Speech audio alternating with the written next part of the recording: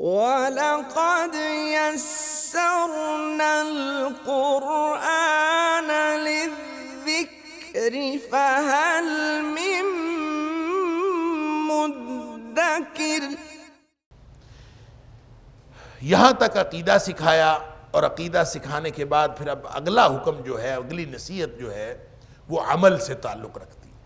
یا بنیا، اے میرے بیٹے، اقم الصلاۃ وامر بالمعروف وانھ عن المنکر واصبر علی ما اصابک ان ذلک من عزم الامور۔ اے میرے بیٹے، نماز قائم کر،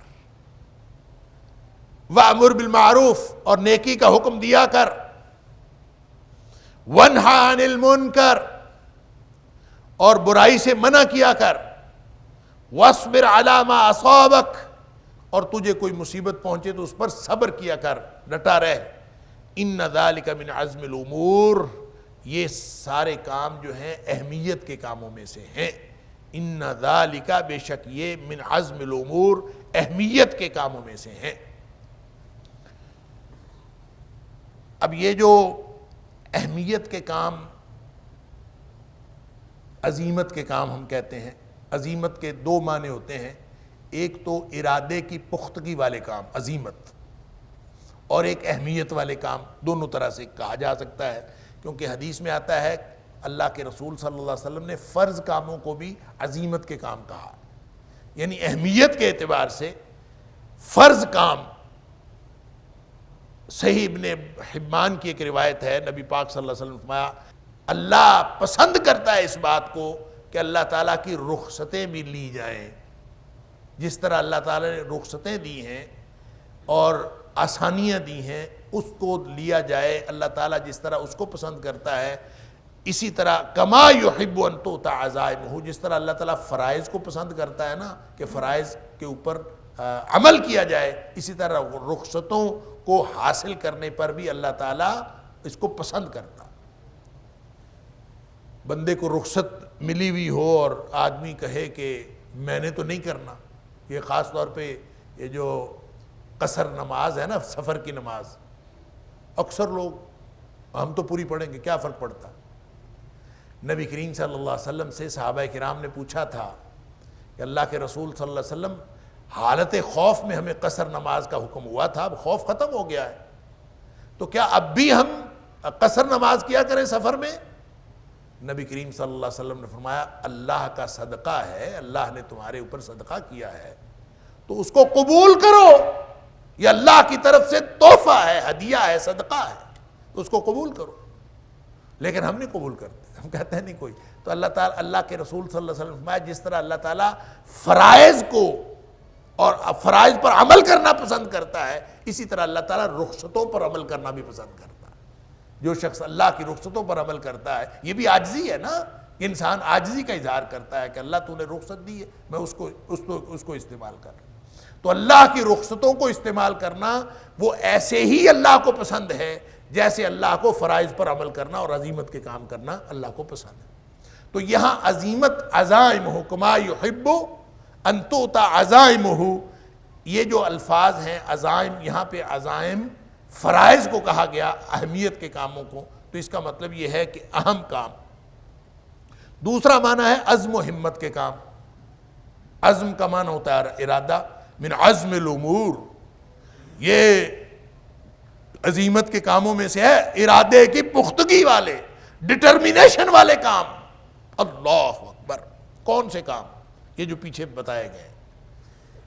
یا بنی اقم الصلاۃ، سب سے پہلا عملی تقاضا، عقیدہ بتا دیا، سب سے پہلا عملی تقاضا جو انسان کسی مسلمان کے اوپر لاگو ہوتا ہے وہ نماز، اور یہ نماز سے ابتدا ہوتی ہے اسلام کی، اس کے اوپر سارا اسلام۔ یا بنی اقم الصلاۃ، پہلا کام سب سے پہلا یہ ہے کہ نماز قائم کرو۔ جب نماز قائم ہو گئی تو اس کے اوپر دین قائم ہو گیا، اور وامر بالمعروف ونہی عن المنکر جو ہے کہ نیکی کا حکم دینا ہے اور برائی سے منع کرنا ہے، یہ اس کے اوپر ہے۔ پہلے نماز ہے، نماز کے بعد یہ ہے، نہ نماز آپشنل سبجیکٹ ہے، نہ امر بالمعروف اور نہی عن المنکر آپشنل سبجیکٹ ہے، یہ کمپلسری سبجیکٹ ہے، یہ لازمی مضامین ہیں۔ کوئی شخص یہ نہیں کہہ سکتا کہ میں مسلمان ہوں لیکن نیکی کا حکم دینا اور برائی سے منع کرنا وہ تو مولویوں کا کام ہے، میں تو نہیں کرتا۔ یعنی کوئی شخص اس کو اختیاری مضمون سمجھے کہ میں چاہوں گا تو نیکی کا حکم دے دوں گا، چاہوں گا تو نہیں دوں گا۔ اچھا، ہم نے ایک کام اور سمجھا ہوا ہے، ہم سمجھتے ہیں کہ نیکی کا حکم دینا اور برائی سے منع کرنا اس کا مطلب ہے تقریریں کرنا، کیونکہ ہم نے سمجھا یہ ہوا کہ اس کا مطلب ہے تقریریں کرنا، اور تقریریں صرف اور صرف علماء کرام کرتے ہیں، لہٰذا یہ انہی کا کام ہے، ہمارا کام ہی نہیں۔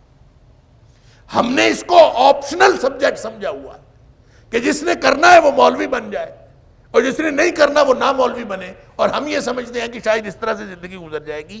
اسلام یہ نہیں ہے۔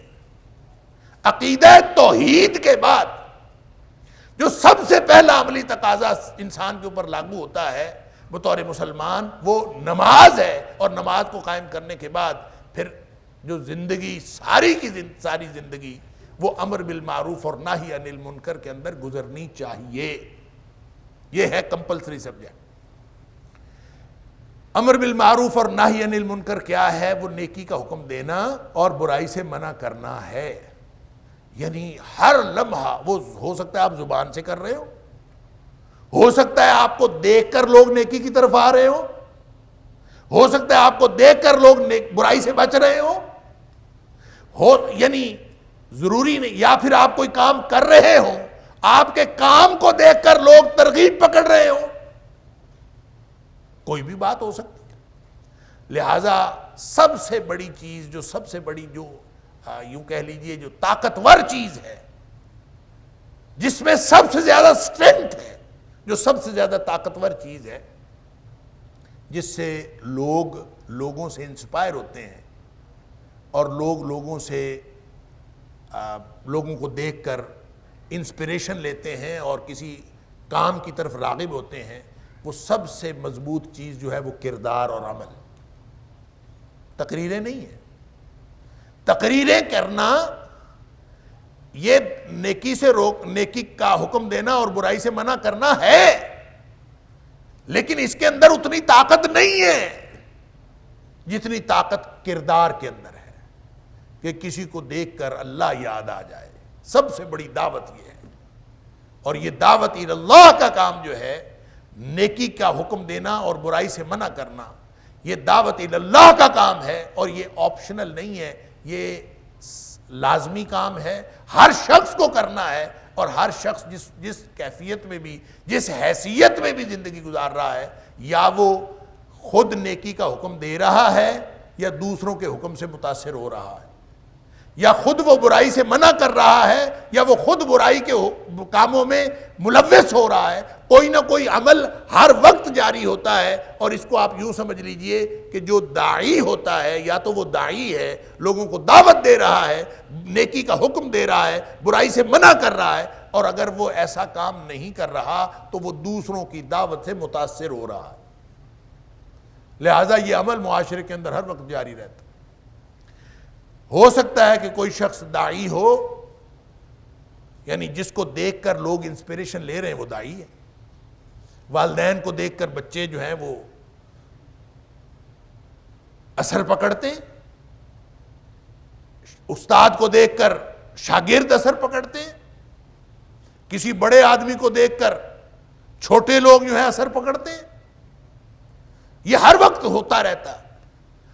یا آپ کسی سے اثر پکڑ رہے ہیں، یا آپ سے کوئی اثر پکڑ رہا ہے، وہی تو نیکی کا حکم اور برائی سے منع کرنا ہے، وہی تو دعوت کا کام ہے۔ اگر آپ لوگوں کو متاثر نہیں کر رہے تو پھر آپ لوگوں سے متاثر ہو رہے ہیں۔ ہر وقت دیکھ لیجئے، آپ اپنی حیثیت کا تعین کریں کہ آپ دعوت کا کام کر رہے ہیں یا لوگوں کی دعوت سے متاثر ہو رہے ہیں۔ یہ میں تو آج کل نا یہ M N As, M P As, بڑے بڑے افسروں کے ساتھ کسی کے ساتھ تصویر کھنچوا کے نا یہ جو لگاتے ہیں فیس بک کے اوپر، میں نے فلاں کے ساتھ یہ بڑا اچھا وقت گزارا اور اہم امور پر جو ہے وہ بحث بھی ہوئی، اہم امور پر گفتگو ہوئی۔ تصویر لگائی ہوتی، یہ تصویر کیا ظاہر کرتی؟ یہ تصویر ظاہر کرتی ہے کہ ہم کس سے متاثر ہیں۔ جس سے ہم متاثر ہیں اس کے ساتھ تصویر لگا کے لوگوں کو بتائیں گے کہ ہم اس سے متاثر ہیں۔ اگر آپ لوگوں کو متاثر کر رہے ہیں تو لوگ آپ کے ساتھ تصویر لگا کے وہ یہی بات لوگ کریں گے۔ یہ اس کی بات کی انڈیکیشن ہے۔ آپ متاثر ہو رہے ہیں یا متاثر کرنے والوں میں سے ہیں۔ لہذا جو لقمان نے بیٹے کو نصیحت کی ہے، یا بنیا اقم الصلاۃ وامر بالمعروف وانہی عن المنکر، یہ جو بنیادی کاموں میں سے ہے، یہ اختیاری مضمون نہیں۔ نماز کے اندر کوئی اختیار نہیں، جیسے نماز میں اختیار نہیں ایسے دعوت اللہ میں کوئی اختیار نہیں۔ اللہ اکبر۔ اور وہ دعوت اللہ ہے کیا؟ وامر بالمعروف وانہی عن المنکر، کہ آپ نیکی کا حکم دیں اور برائی سے منع کریں۔ یہ ہر وقت ہر شخص کی زندگی کے ساتھ اس کا تعلق ہے۔ جس کو دیکھ کر لوگ نیکی کی طرف آ رہے ہیں اور برائی سے رک رہے ہیں، وہ سمجھ لیجئے کہ وہ سمجھ لے اس بات کو کہ وہ داعی الی اللہ ہے۔ اور جس کو لوگ الٹ سمجھ رہے ہیں، ایک تو یہ ہوتا ہے نا کہ کسی کی دعوت سے متاثر ہو رہے ہیں، ایک یہ ہوتا ہے کہ بعض اوقات نہیں ہو رہی، نہ دعوت ہے ہی کوئی نہیں، آپ کہیں کہ نہیں جی میں تو داعی نہیں ہوں، میں تو نیکی کا حکم نہیں دے رہا، میں تو برائی سے نہیں منع کر رہا، میرا تو کوئی کردار ہی اور۔ میں نے عرض کیا یا وہ داعی ہے یا وہ مدعو ہے، خود دعوت سے متاثر ہو رہا ہے۔ اور کوئی شخص یہ کہہ سکتا ہے کہ نہیں بھئی میں تو کسی میں بھی نہیں ہوں، نہ میں کسی کی دعوت سے متاثر ہوتا ہوں اور نہ میں متاثر کرتا ہوں، میں کسی میں سے بھی نہیں ہوں۔ اس کے لیے اللہ فرماتا ہے وَادْعُ إِلَىٰ رَبِّكَ وَلَا تَكُونَنَّ مِنَ الْمُشْرِكِينَ۔ اے حبیب صلی اللہ علیہ وسلم تیری دعوت اللہ کی طرف ہونی چاہیے، مشرکوں میں سے نہ ہو جانا۔ کیا مطلب؟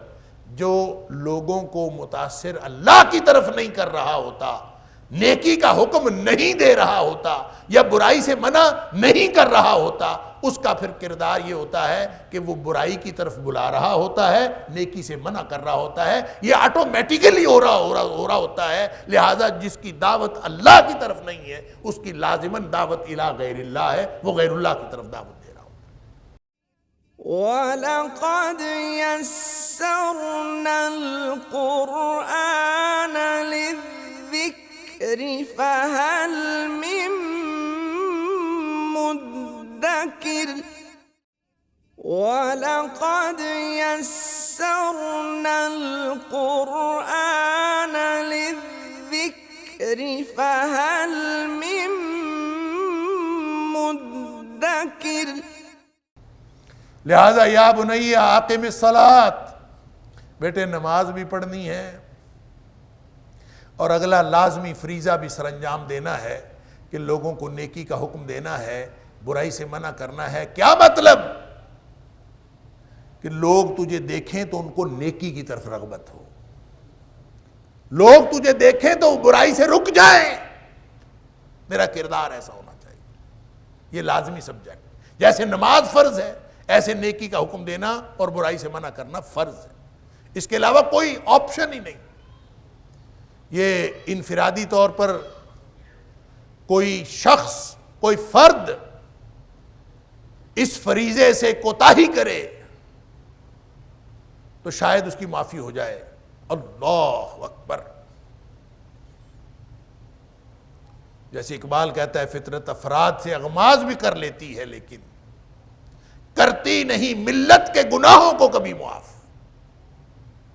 یعنی کوئی فرد جو ہے وہ غلطی کر جائے، اس فرض میں کوتاہی کر جائے تو ہو سکتا ہے اس کی بخشش ہو جائے، لیکن جب پورا معاشرہ پورا معاشرہ اس طرف چل پڑے کہ وہ نیکی کی طرف دعوت دینے والا نہ ہو بلکہ برائی کی طرف دعوت دینے والا ہو، اللہ اکبر، تو پھر ایسے معاشرے کے اوپر اللہ کا عذاب آ جاتا ہے۔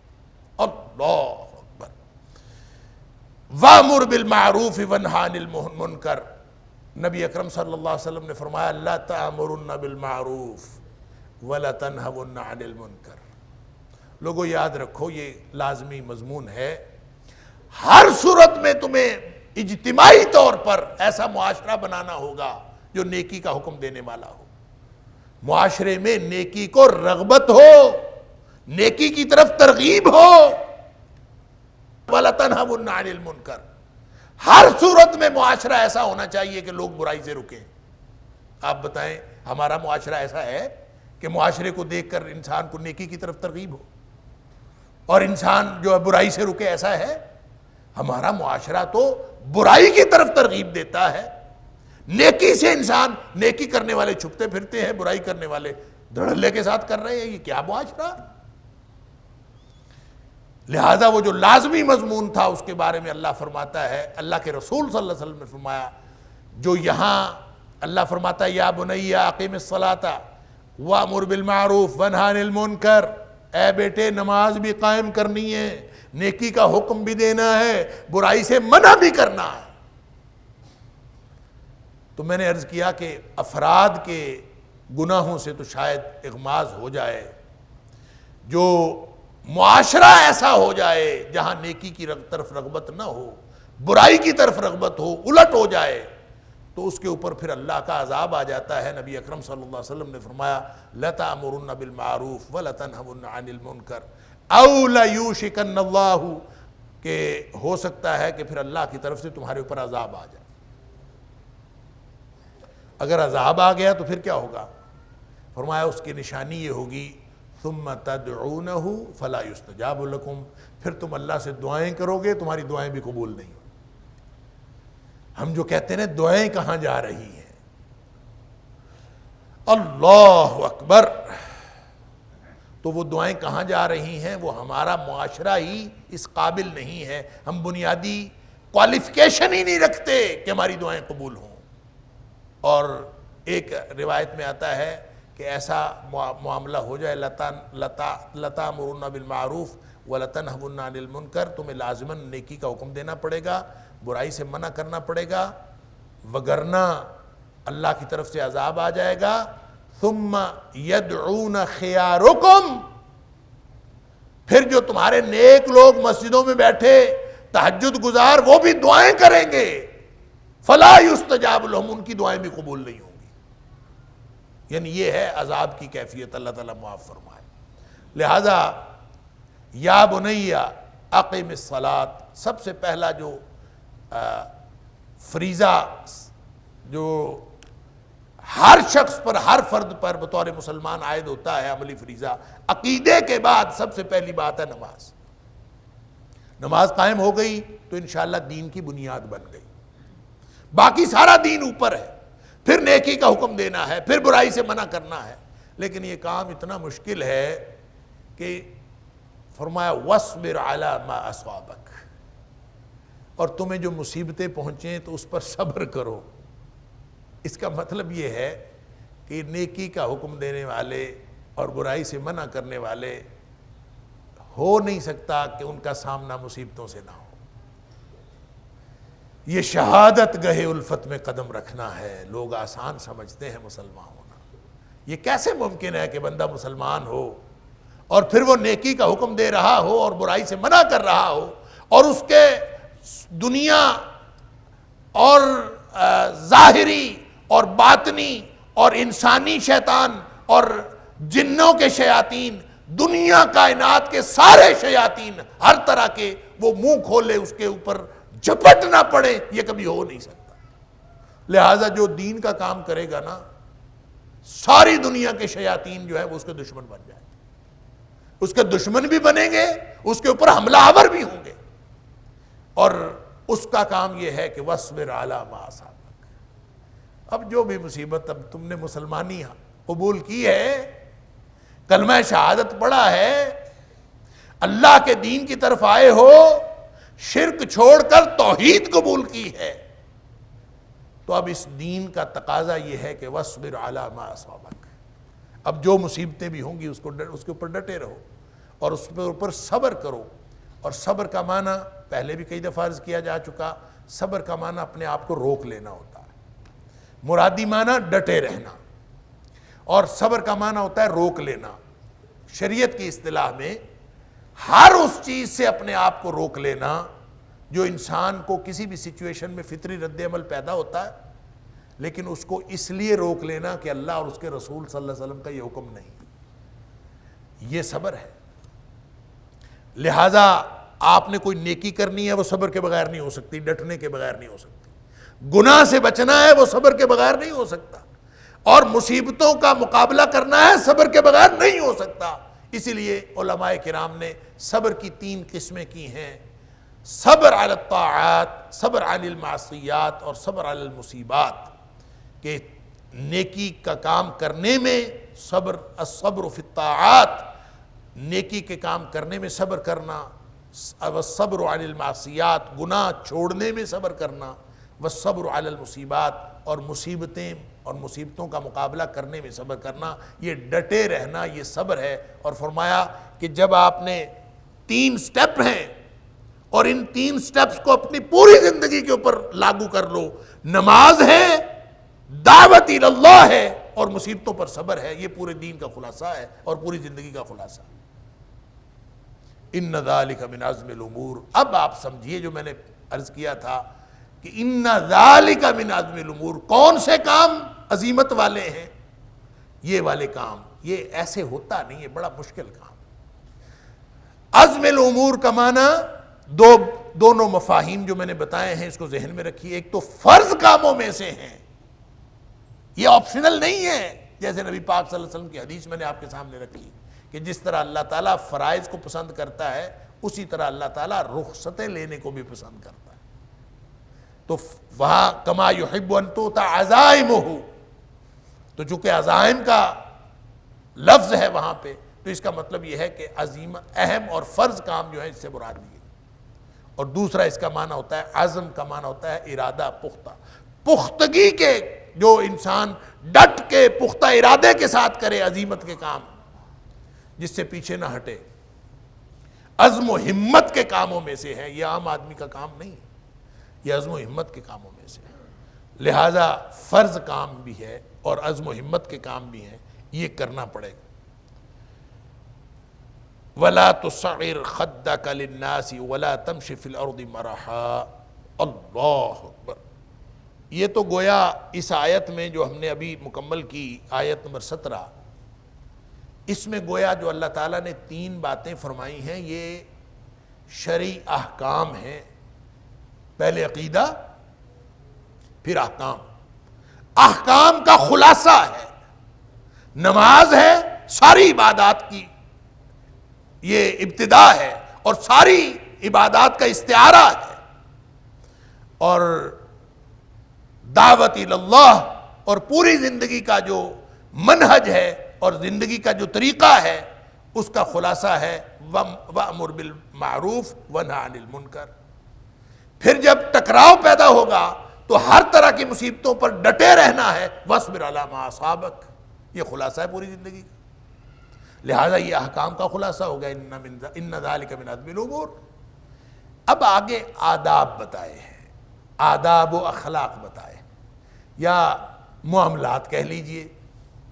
وَلَا تُصَعِّرْ خَدَّكَ لِلنَّاسِ، اور کبھی اپنا رخسار لوگوں سے نہ پھیرنا۔ وَلَا تَمْشِ فِي الْأَرْضِ مَرَحًا، اور نہ زمین میں اکڑ کر چلنا۔ ان اللہ لا يحب كل مختال فخور، بے شک اللہ تعالیٰ کسی شیخی خورے متکبر کو پسند نہیں کرتا۔ 2 باتیں کہی گئی ہیں، وَلَا تُصَعِّرْ خَدَّكَ لِلنَّاسِ، کہ اپنا رخ، خد کہتے ہیں رخسار کو، اور تُصَعِّرْ یہ سار سے ہے۔ سار کہتے ہیں کہ یہ اونٹ کی ایک بیماری ہے جس میں اونٹ کی گردن مڑ جاتی ہے اور اس کا منہ ٹیڑھا ہو جاتا ہے، وہ ایک طرف کو منہ کر کے پھرتا رہتا ہے۔ تو اللہ تعالیٰ نے اس کے ساتھ مشابہت دی ہے اس شخص کی جو تکبر سے لوگوں سے منہ پھیرتا ہے۔ وَلَا تُصَعِّرْ خَدَّكَ لِلنَّاسِ، لوگوں سے اپنا رخ نہیں پھیرنا، رخسار نہیں پھیرنا، یعنی لوگ جو تکبر کے ساتھ یوں کر کے بات کرتے ہیں، یہ تکبر کی بات ہے، فرمایا ایسا نہ کرنا۔ بعض اوقات انسان جو ہے وہ بات کر رہا ہوتا ہے اور سامنے والا سامنے بیٹھا ہوتا ہے، تو آدمی اپنا رخ دوسری طرف کر کے اس کی بات سن رہا ہوتا ہے، وہ پھر کہتا ہے جی میری بات سنیں، اگر ہاں سن رہا ہوں، کہا بات کرے ذرا سن رہا ہوں۔ یہ طریقہ ایک تو اس کے اللہ تعالیٰ معاف فرمائے، اس کے حوالے سے وہ ایک تکبر کی علامت ہے، وَلَا تُصَعِّرْ خَدَّكَ لِلنَّاسِ، اس حکم کی خلاف ورزی ہے کہ اللہ تعالیٰ نے فرمایا کہ لوگوں سے رخ نہیں پھیرنا اپنا۔ وَلَقَدْ يَسَّرْنَا الْقُرْآنَ لِلذِّكْرِ فَهَلْ مِن مُدَّكِرٍ وَلَقَدْ يَسَّرْنَا الْقُرْآنَ لِلذِّكْرِ فَهَلْ مِن مُدَّكِرٍ۔ اب یہ جو پھیرنا ہے رخ، یہ تکبر کی علامت ہے۔ آگے فرمایا کہ اللہ تعالیٰ تکبر والے کو پسند نہیں کرتا، تو اس کا مطلب ہے یہ تکبر کی علامت ہے۔ نبی اکرم صلی اللہ علیہ وآلہ وسلم، سبحان اللہ، صحابہ کرام بتاتے ہیں کہ نبی پاک صلی اللہ علیہ وسلم نے کبھی رخ ایک طرف کر کے کسی سے گفتگو نہیں کی۔ کبھی ایسا نہیں ہوا کہ نبی پاک صلی اللہ علیہ وسلم کا چہرہ اقدس کسی اور طرف ہو اور بات کسی اور سے کر رہے ہیں، پوری طرح اس کے سامنے آتے تھے، اس کے سامنے آ کے اس کے ساتھ آمنا سامنا کر کے پھر آپ بات کرتے تھے۔ اور پھر ایسے بھی کبھی نہیں ہوا کہ لوگ آپ کے سامنے بیٹھے ہوئے ہوں، آپ کی توجہ کسی اور طرف ہو اور آپ کسی اور طرف توجہ کرتے ہوئے ساتھ بات کر رہے ہوں اور توجہ کر رہے ہیں، ایسا بھی کبھی نبی پاک صلی اللہ علیہ وسلم نے کیا۔ بلکہ ایک حدیث میں آتا ہے کہ نبی پاک صلی اللہ علیہ وسلم ایک دن صحابہ کرام کے درمیان بیٹھے تھے، آپ نے اپنی انگوٹھی اتار کے پھینک دی۔ صحابہ حیران ہوئے، اللہ کے رسول صلی اللہ علیہ وسلم یہ انگوٹھی کیوں پھینکی؟ فرمایا کہ میں تم سے بات کر رہا تھا اور یہ انگوٹھی بار بار مجھے اپنے اندر مشغول کر لیتی تھی، میری توجہ انگوٹھی کی طرف چلی جاتی تھی، میری توجہ انگوٹھی کی طرف چلی جاتی تھی، اور جب میری توجہ انگوٹھی کی طرف جاتی تھی تو میری توجہ تم سے ہٹ جاتی تھی، اس لیے میں نے انگوٹھی پھینک دی۔ اللہ! تو نبی پاک صلی اللہ علیہ وسلم کا حسن اخلاق، سبحان اللہ، کہ لوگوں کے ساتھ پوری طرح متوجہ ہو کے اور پوری طرح سامنے ہو کے بات کرنی، یہ رخ پھیر کے بات کرنی، یہ متکبرین کی علامت ہے۔ لوگوں کے لیے کبھی بھی اپنا رخسار ایک طرف نہ پھیرنا، جیسے اونٹ ٹیڑھی گردن لے کے یوں کر کے پھرتا رہتا ہے، اس طرح سے نہ کرنا۔ وَلَا تَمْشِ فِي الْأَرْضِ مَرَحًا، اور زمین میں اکڑ کر بھی نہیں چلنا۔ اللہ اکبر! یہ وَلَا تَمْشِ فِي الْأَرْضِ مَرَحًا ہم پہلے بھی پڑھ آئے ہیں سورۃ الاسراء یعنی بنی اسرائیل میں، آیت نمبر 37 کے اندر ہم نے پڑھا، وہاں بھی اللہ کریم نے فرمایا وَلَا تَمْشِ فِي الْأَرْضِ مَرَحًا، زمین میں اکڑ کر نہ چلنا۔ بھئی چلنا تو زمین میں ہی ہے، اور کہاں چلنا ہے؟ زمین میں یہ نہیں کہا کہ وَلَا تَمْشِ مَرَحًا، چلو نہ اکڑ کر، زمین میں خاص طور پر فرمایا، وہاں بھی یہی ہے وَلَا تَمْشِ فِي الْأَرْضِ مَرَحًا۔ کیوں؟ مٹی سے انسان پیدا ہوا، مٹی پر رہا اور پھر مٹی میں جانا ہے، تو انسان کی اوقات ہے کیا؟ اس پر اکڑ کر چلنے کی بات ہی کیا؟ کیوں چلنا ہے؟ وَلَا تَمْشِ فِي الْأَرْضِ مَرَحًا۔ اور وہاں فرمایا تو زمین پھاڑ نہیں سکتا، یعنی تو اکڑ کر چلتا ہے تو کیا خیال ہے تو زمین پھاڑ دے گا؟ وَلَن تَبْلُغَ الْجِبَالَ طُولًا، اور نہ ہی تو قد کے اعتبار سے پہاڑوں سے اونچا ہو سکتا، پہاڑ بھی تجھ سے اونچے ہی رہیں گے، زمین بھی تو پھاڑ نہیں سکتا، تو زمین پر اکڑ کر چلنے کی وجہ کیا ہے؟ کیوں چڑھ رہا ہے؟ لہٰذا اکڑ کر نہیں چلنا۔ تو اکڑ کر نہیں چلنا تو پھر کیسے چلنا ہے؟ یہ اگلی آیت میں فرمایا کہ کیسے چلنا ہے، وَقْصِدْ فِي مَشْيِكَ کا کیسے چلنا ہے، اس کا طریقہ اگلی آیت میں بتایا، لیکن یہاں صرف یہ بتایا کہ رخ پھیر کے بات کرنا اور زمین میں اکڑ کر چلنا یہ متکبرین کی علامت ہے۔ ان اللہ لا یحب کل مختال فخور، اللہ تعالیٰ ہر شیخی خورے، میں نے ترجمہ کیا شیخی خورا، مترجمین یہی کہتے ہیں، اصل میں مختال جو ہوتا ہے نا، مختال اور فخور، اس کا مطلب، اس کا فرق سمجھ لیجئے۔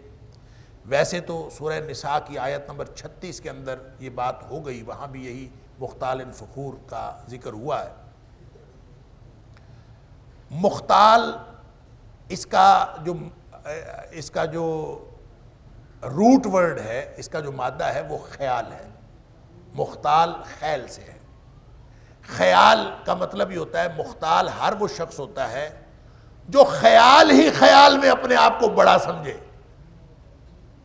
جو اپنے آپ کو خیال میں بڑا سمجھتا ہے نا، وہ اسی سے مخیلہ بھی ہے۔ مخیلہ حدیث میں آتا ہے کہ نبی پاک صلی اللہ علیہ وسلم نے نصیحت کی، ایک صحابی نے کہا مجھے نصیحت کیجئے، تو نبی پاک صلی اللہ علیہ وسلم نے فرمایا کبھی بھی اپنا جو تہ بند ہے نا، فرمایا کبھی بھی اپنا تہ بند ٹخنوں سے نیچے نہ چھوڑنا،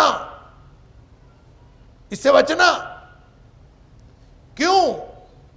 کہ انہا من المخیلہ، یہ مخیلہ میں سے ہے، یہ اپنے آپ کو بڑا بنانا، دل ہی دل میں اپنے آپ کو بڑا بناتے پھرنا، عملاً کوئی چیز بڑی نہیں ہے، اپنے خیال میں اپنے آپ کو بڑا بنانا، اور اللہ تعالیٰ مخیلہ کو پسند نہیں کرتا۔ اللہ اکبر۔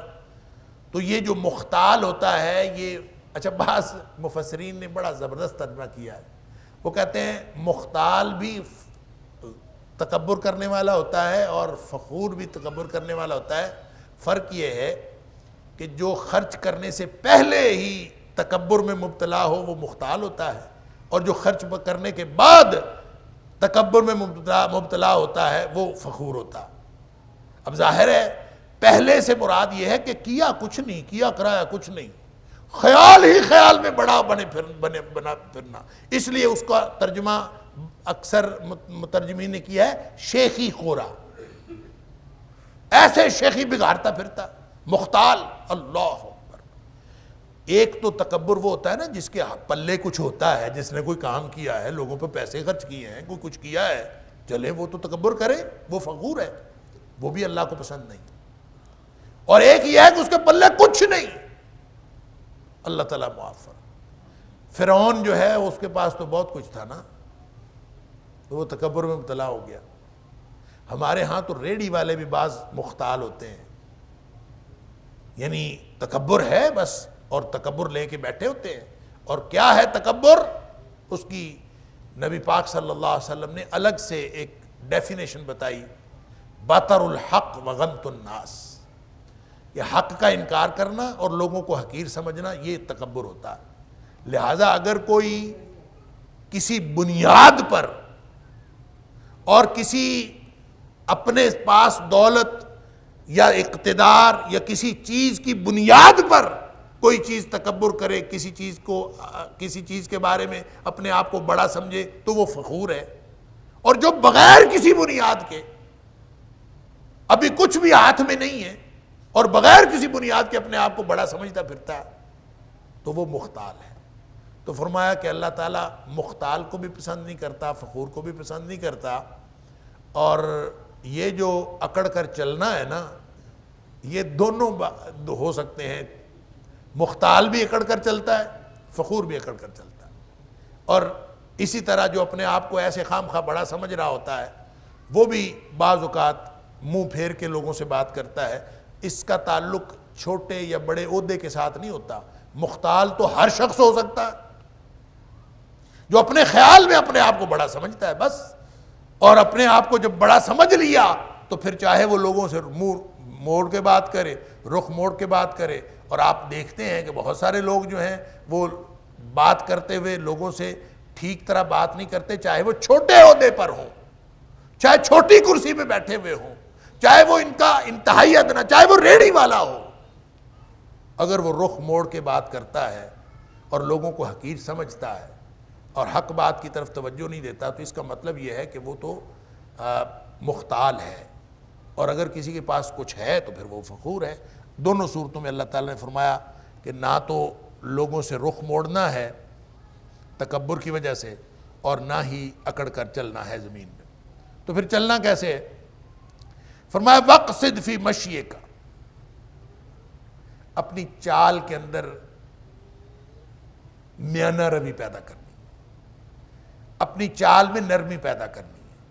اللہ اکبر، یعنی یہ وقصد فی مشیک، اپنی چال میں میانہ روی اختیار کرنی، یعنی جب کہہ دیا نا وَلَا تَمْشِ فِي الْأَرْضِ مَرَحًا، زمین میں اکڑ کر نہ چلو، تو اس سے یہ نتیجہ نکل سکتا تھا نا کہ کوئی بندہ جو ہے وہ یہ سوچ کے کہ بھئی زمین میں اکڑ کے نہیں چلنا، تو وہ بالکل ہی مریل لوگوں کی طرح چلتا پھرے زمین میں، کہ بس اپنے آپ کو بازو بھی نیچے کر لے اور سر بھی نیچے کر لے اور مریل لوگوں کی طرح ایک چال چلے کہ میں نے جی اکڑ کر نہیں چلنا، یہ نتیجہ اس کا ہو سکتا تھا۔ اس لیے فرمایا وقصد فی مشیک، نہیں ایسے نہیں کرنا، بلکہ اپنی چال جو ہے وہ اس میں میانہ روی اختیار کرنی۔ اللہ، وہاں سورہ فرقان کے اندر بھی اللہ کریم نے فرمایا کہ وَعِبَادُ الرَّحْمَنِ الَّذِينَ يَمْشُونَ عَلَى الْأَرْضِ حَوْنًا، کہ وہ جو زمین پر چلتے ہیں نرمی کے ساتھ، ایک نرمی کی چال، مریل نہیں ہونا، اکڑ کر نہیں چلنا، بلکہ درمیانی چال چلنی ہے، نہ تو لوگ سمجھیں کہ یہ اکڑ کر چل رہا ہے اور نہ یہ سمجھیں کہ وہ کوئی ایسی چال چل رہا ہے جو مریل لوگوں کی کسی ہے۔ نبی پاک صلی اللہ علیہ وسلم کی چال کے بارے میں حدیث میں آتا ہے کأنما ينحط من صب، نبی پاک صلی اللہ علیہ وسلم، یا ایک حدیث میں آتا ہے کأنما یہوی من صبوب، یعنی ایک حضرت علی رضی اللہ تعالیٰ کی روایت ہے، حضرت ابو طفیل رضی اللہ تعالیٰ کی روایت ہے کہ نبی پاک صلی اللہ علیہ وسلم جب چلتے تھے نا تو آپ کے چلنے کا انداز یہ ہوتا تھا کہ آپ جیسے ڈھلوان سے نیچے اتر رہے ہو۔ ڈھلوان سے نیچے اترنے کا مطلب یہ ہے کہ آپ ہر قدم مضبوطی سے رکھ کے پھر چلتے تھے۔ جب آدمی کسی ڈھلوان سے نیچے اتر رہا ہو نا تو وہ مضبوطی سے قدم رکھتا ہے، یہ سوفٹی پہنی ہوئی نا تو پھڑک پھڑک کر کے لوگ جا رہے ہوتے ہیں، ایسے نبی پاک صلی اللہ علیہ وسلم نہیں چلتے تھے۔ آپ کے نے اکثر نالین پہنے ہوتے تھے، اور نالین کا مطلب یہ چپل ہے، اور چپل پہنی بھی ہو اور اس کا تلوا نیچے گھسٹ رہا ہو اور پھڑک پھڑک کر کے آ رہا ہو، نبی پاک صلی اللہ علیہ وسلم ایسی چال نہیں چلتے تھے، بلکہ کیسی چال چلتے تھے کہ پاؤں مضبوط کر کے رکھتے تھے، یہاں رکھا پھر یہاں رکھا پھر یہاں رکھا، آرام سے چلنا۔ یہ ہے وہ وقصد فی مشیک کا جو اللہ کریم نے فرمایا کہ میانہ روی اختیار کرو چال میں بھی، اور میانہ روی کیسی ہوتی ہے وہ کوئی کسی نے سیکھنی ہے تو نبی اکرم صلی اللہ علیہ وسلم سے سیکھی کہ کس طرح سے میانہ روی سے چلنا ہے، قدم اٹھا کے پھر مضبوطی سے رکھ کے، پھر قدم اٹھا کے پھر مضبوطی سے رکھ کے، یہ نبی پاک صلی اللہ علیہ وسلم کی چال تھی۔ اس کو وقصد فی مشیک کا فرمایا۔ ابھی اس آیت کے اندر جو دو حکم اور باقی ہیں، وقت ہو گیا، انشاءاللہ اگلے اتوار انشاءاللہ اللہ کی توفیق سے یہیں سے آغاز کریں گے۔ وآخر دعوانا ان الحمدللہ رب العالمین۔ إن هذا القرآن يهدي للتي هي أقوم ويبشر المؤمنين الذين يعملون الصالحات أن لهم أجرا كبيرا۔